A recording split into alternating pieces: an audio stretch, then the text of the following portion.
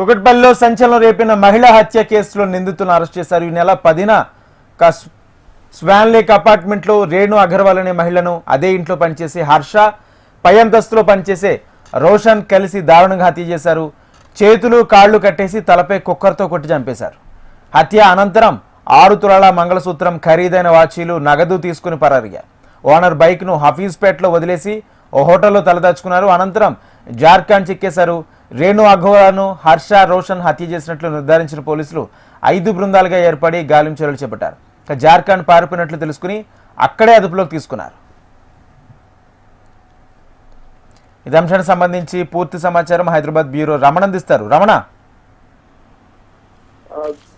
సంచలనం సృష్టించినటువంటి కుకట్పల్లి మహిళా హత్య కేసు సంబంధించి పోలీసులు అయితే కేసును ఛేదించారు. అంటే అదే రోజు సీసీ ఫుటేజ్ ఆధారంగా పనిచేస్తున్న ఎవరైతే పని మనుషులు వారే ఈ హత్య చేసినట్టు నిర్ధారణకు వచ్చారు. ఆ తర్వాత ఆ నిందితుల కోసం గాలిస్తున్న సందర్భంలో వారు యజమానికి సంబంధించిన బైక్ తోనే వారు పరారయ్యారు. ఆ సమయంలో సీసీ ఫుటేజ్ తర్వాత టెక్నికల్ ఎవిడెన్స్ ఆధారంగా వారిద్దరిని కూడా ఎవరైతే మొత్తం ఈ వ్యవహారంలో ముందు నుంచి కూడా ఇంట్లో పనిచేస్తున్న హర్షతో పాటు పై అంతస్తులో పనిచేస్తున్న మరో వర్కర్ రోషన్ ఇద్దరు కూడా నిందితులు గుర్తించి వారిని అదుపులో తీసుకున్నారు.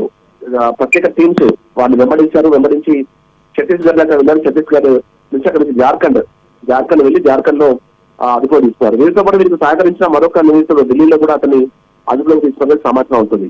మరి కాసేపట్లో మీడియా సమావేశం ద్వారా పూర్తి వివరాలు పోలీసులు వెల్లడించే అవకాశం ఉంది. అయితే వరుస హత్యలైతే ఎందుకంటే మొన్ననే చూస్తే మనం సహస్ర అనేటువంటి 10 సంవత్సరాల బాలిక దారుణ హత్య ఘటన మరొక ముందే అదే పరిధిలో మరొక హత్య, అది ఇంట్లో నివాసం ఉంటున్న ఒక మహిళను దారుణంగా హతమార్చడం అనేది సంచలనం సృష్టించింది. ఈ కేసును కొంత సీరియస్ గా తీసుకున్న పోలీసులు మొత్తంగా తొందరగానే ఈ కేసును చేయించగలిగారు.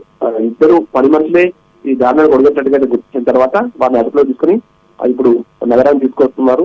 ఇంకా వివరాలు చేయాల్సింది ఎందుకంటే ఆ విచారణ సందర్భంగా మాత్రం 6 తులాల ఆమె మెడలో ఉన్నట్టు మంగళసూత్రంతో పాటు ఖరీదైన వాచీలు, కొంత నగదు కూడా ఎత్తుకున్నట్టుగా చెప్తున్నారు. అయితే ఆమె లాక తిరగడానికి నిరాకరించడంతోనే ఆమెను హతమార్చడానికి అయితే సమాచారం అవుతుంది.